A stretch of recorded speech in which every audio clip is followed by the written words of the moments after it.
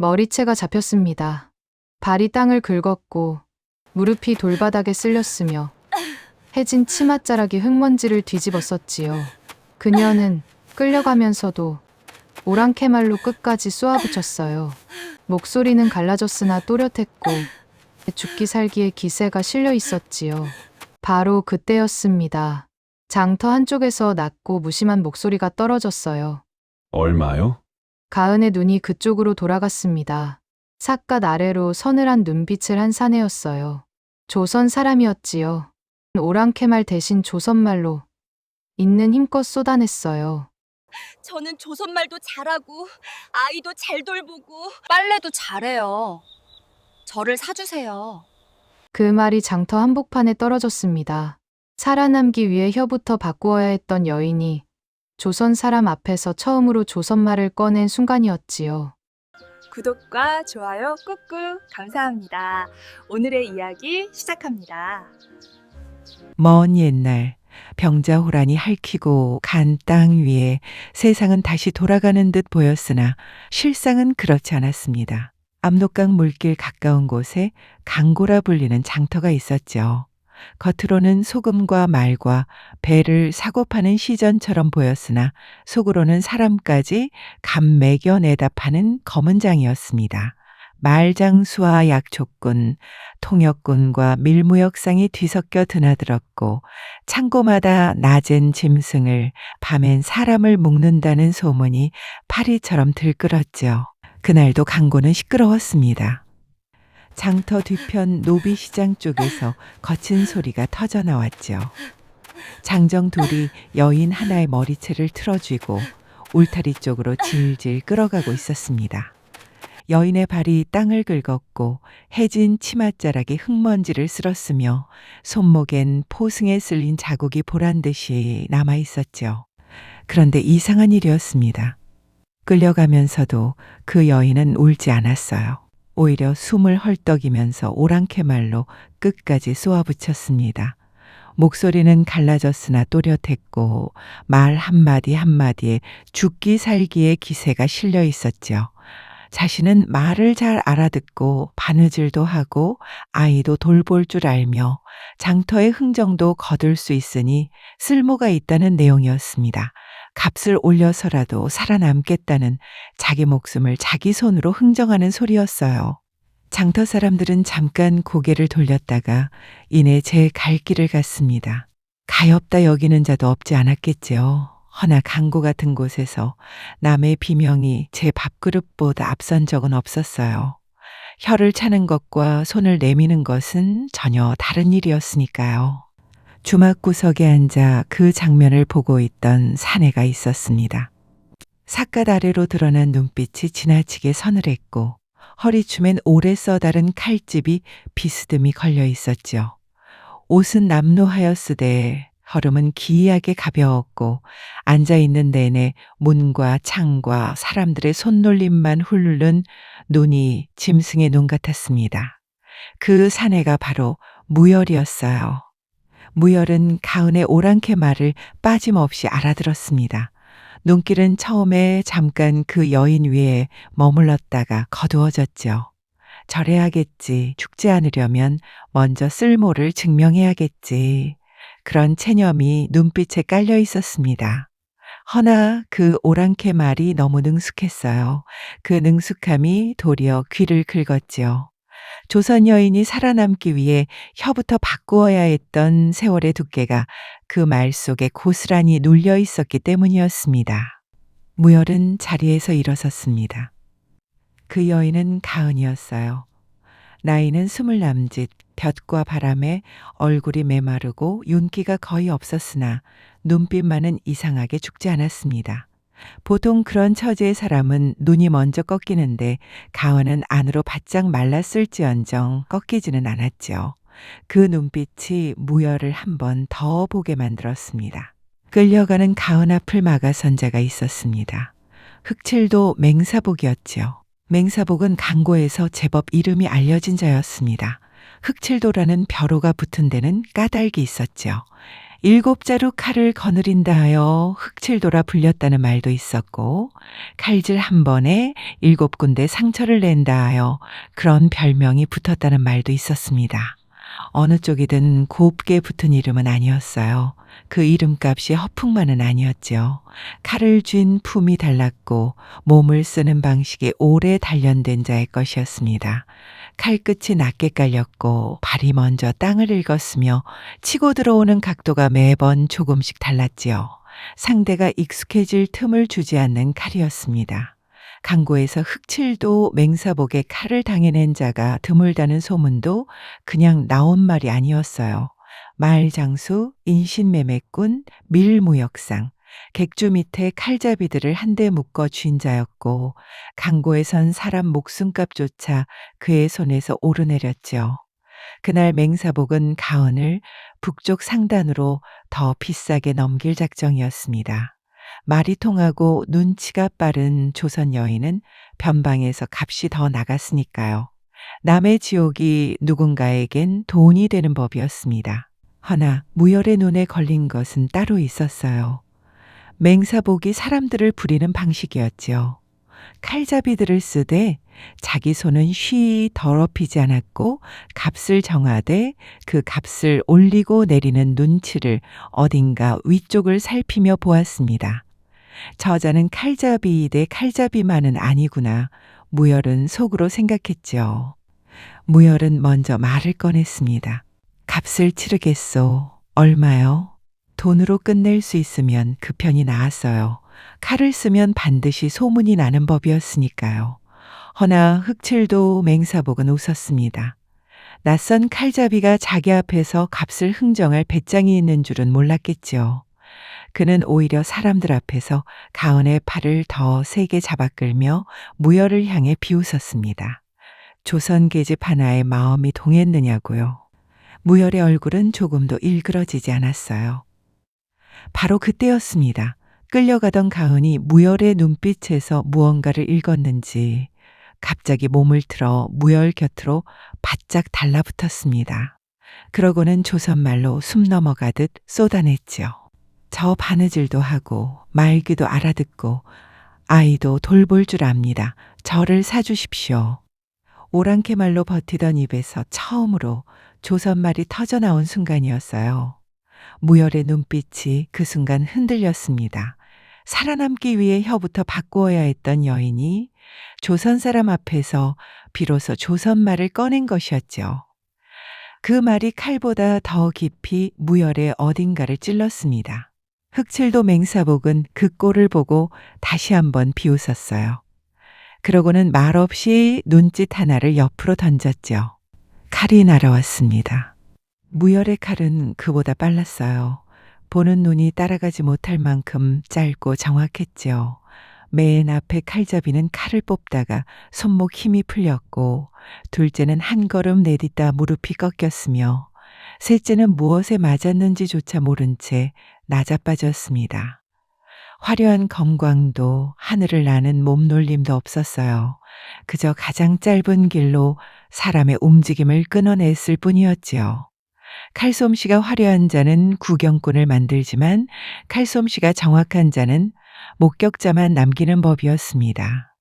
흑칠도 맹사복은 역시 달랐어요. 칼을 뽑는 순간부터 달랐습니다. 칼끝이 낮게 깔렸고 발이 먼저 땅을 읽었으며 첫 번째 칼이 들어오는 순간 이미 두 번째 각도가 몸에 실려 있었죠. 오래 사람을 상대해 온 자만이 쓸 수 있는 칼이었습니다. 맹사복의 칼은 무거웠어요. 무식한 힘이 아니라 사람을 많이 해본 자의 묵직함이 실려 있었죠. 두 사람이 마주선 순간 장터의 소라는 오히려 멀어졌습니다. 강고 전체가 숨을 죽이고 둘을 바라보았어요. 맹사복이 두 차례 크게 몰아붙였고 무열은 두 번 모두 반걸음씩 비켜섰습니다. 쳐내지도 막지도 않았어요. 그저 칼끝이 지나갈 자리를 미리 비워두는 것이었지요. 세 번째 칼이 들어왔을 때 무열은 물러서지 않았습니다. 칼끝이 얽히는가 싶더니 장터 사람들 눈엔 그저 두 사람의 어깨가 스치고 지나간 것처럼 보였어요. 허나 맹사복의 몸이 한 발 늦게 흔들렸습니다. 칼끝이 아래로 떨어지고 무릎이 꺾였으며 검은 옷자락 아래로 붉은 기운이 천천히 번졌죠. 흑칠도 맹사복이 그대로 무릎을 꿇었습니다. 강고의 소문도 함께 꺾이는 순간이었어요. 바로 그 틈이었습니다. 맹사복 곁에서 그림자처럼 붙어 다니던 자 하나가 몸을 낮추고 장터 뒤편으로 내빼는 것이 보였어요. 무열은 그 뒷모습을 잠깐 눈으로 쫓았다가 놓아두었습니다. 저자가 누구에게로 달려가는지는 굳이 생각하지 않아도 알 수 있었죠. 무열은 그제야 넘어진 장부를 주워들었습니다. 누가 얼마에 팔렸고 어디로 넘겨졌는지가 빼곡히 적힌 장부였어요. 한 장 한 장 넘겨보다가 망설임 없이 불 속에 던졌죠. 칼잡이가 칼로 사람을 베는 일은 흔해도 누군가의 장사판 자체를 끊어버리는 일은 아무나 하지 못하는 법이었습니다. 그러고 나서야 무열은 돌아섰습니다. 가은이 그 자리에서 무열을 뚫어져라 쳐다보고 있었죠. 무열은 그 눈빛을 잠깐 받아냈습니다. 그러고는 아무 말 없이 가은의 포승줄을 끊었어요. 너무 오래 버틴 사람은 풀려나는 순간에도 먼저 무너지지 못하는 법이죠. 정말 끝난 것인지 이것이 또 다른 흥정의 시작은 아닌지 몸이 먼저 의심하는 까닭입니다. 무열은 가은을 붙들어 세우지도 위로하지도 않았어요. 그저 잠깐 바라보다가 고개로 길 한쪽을 가리켰지요. 괜한 연민을 보이는 자보다 해야 할 일만 하는 자가 더 믿기는 때도 있는 법이었습니다. 두 사람은 장터를 빠져나왔습니다. 무열은 가은을 산자락 안쪽의 작은 마을로 데려갔습니다. 무열은 가은을 산자락 안쪽의 작은 마을로 데려갔습니다. 마을은 크지 않았어요. 초가 10대채가 낮은 언덕을 등지고 옹기종기 모여 있었고 울타리마다 말라가는 박넝쿨이 걸려 있었죠. 전란 뒤 남편 잃은 과부와 자식 잃은 노인, 떠돌다 몸부친 품팔이꾼들이 서로 기대어 살아가는 곳이었습니다. 큰 고을로 가면 되레 눈에 띄고 관하로 가면 되레 다시 팔려갈 수도 있으니 그런 작은 마을이야말로 상처 입은 사람에겐 숨을 곳이었지요. 무열이 발걸음을 멈춘 곳은 마을 안쪽 장독대가 가지런히 놓인 작은 집이었습니다. 그가 어머니라 부르는 노마님이 사는 곳이었죠.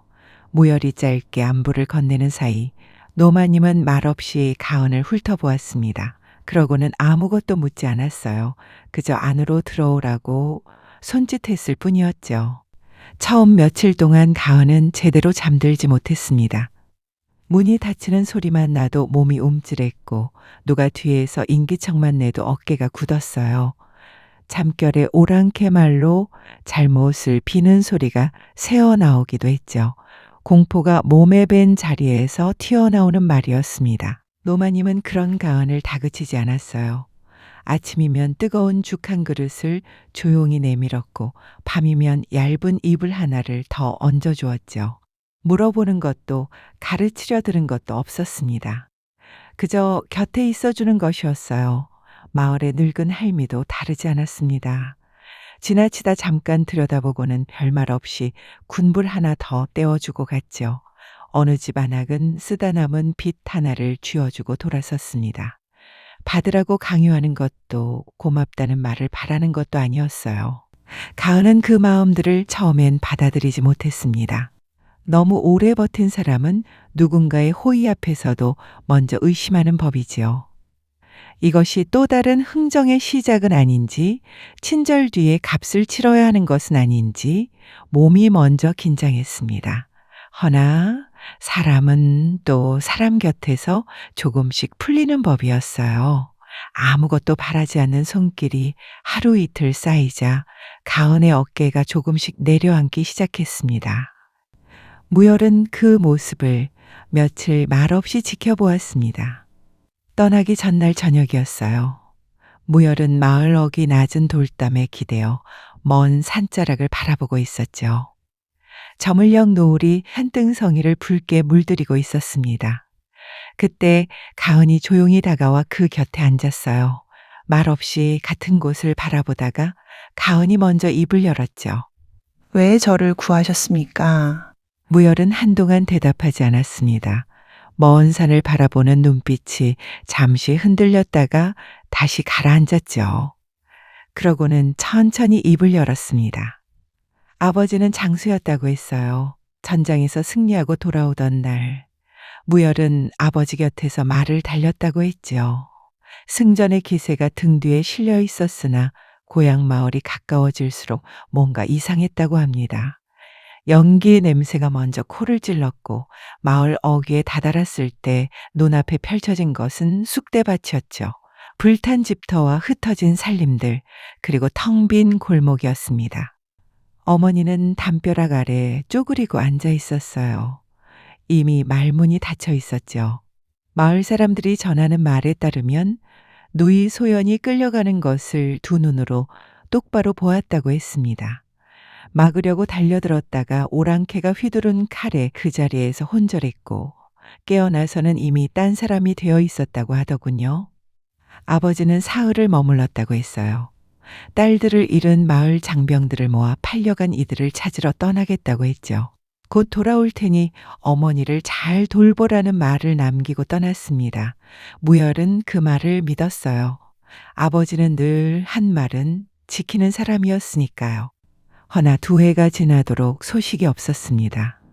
어머니는 실성한 채로 소연의 이름만 부르다가 끝내 눈을 감았어요. 무열이 홀로 묻어들였지요. 그 뒤로 잡을 것도 지킬 것도 없어진 자리에서 무열은 그냥 길을 떠났다고 했습니다. 청년 무사 하나가 그렇게 떠돌이가 된 것이었죠. 이야기를 다 듣고 난 가은은 한동안 말이 없었습니다. 그러다 조용히 고개를 숙였어요. 살아있다면 저와 비슷한 나이겠군요. 무열은 대답 대신 먼 산을 바라보았습니다. 그것이 대답이었죠. 가은은 더 묻지 않았어요. 자신을 구한 까닭을 이미 짐작하고도 남았으니까요. 강고의 장터에서 오랑캐 말로 끝까지 버티던 조선 여인이 무열의 눈에 어떻게 비쳤을지 가은은 이제 알 것 같았습니다. 고맙다는 말이 목구멍까지 올라왔죠. 허나 그 말이 너무 가벼울 것 같아서 가은은 그저 깊이 고개를 숙였습니다. 무열이 자리에서 일어선 것은 그때였어요. 이 마을은 안전할 것이요. 그 한마디를 남기고 무열은 돌아섰습니다. 짐이라야 별것도 없었고 발길에도 미련이 없어 보였죠. 그는 이름 하나만 남겼습니다. 무열. 그 이름이 그때 처음 가은의 귀에 제대로 박혔습니다. 가은은 마을에 남았어요. 장에 나가면 억울한 흥정을 막는 데 도움을 주었고 떠밀려온 다른 여인들의 말귀를 풀어주었으며 아이들에게는 조선 글을 가르쳤습니다. 빼앗긴 삶의 조각을 다시 사람들 사이에 돌려놓는 일, 그보다 더 나은 복수가 또 어디 있겠습니까? 그리고 강고에는 오래도록 한 풍문이 떠돌았습니다. 흑칠도 맹사복을 홀로 꺾고 노비시장에 서 있던 조선 여인을 구해간 사내가 있었다는 말이었지요. 어떤 자는 그를 살수라 했고 어떤 자는 나라가 망가뜨린 칼 한 자루가 강호를 떠돌기 시작한 것이라 했습니다. 허나 이름 하나만은 모두가 기억했지요. 무열. 훗날 강호를 제패한 조선의 무사라 불린 사내의 이름이 바로 그 장터에서부터 입에 오르기 시작한 것이었습니다. 세상에는 처음부터 의로운 자도 있고 끝내 의롭지 못한 자도 있습니다. 허나 때로는 가장 거칠고 가장 험한 사람이 남들이 외면한 한 사람의 사연 앞에서 비로소 사람으로 돌아오는 수도 있지요. 자기 안에 묻어둔 상처가 타인의 고통과 만나는 순간 사람은 비로소 칼이 아니라 사람이 됩니다.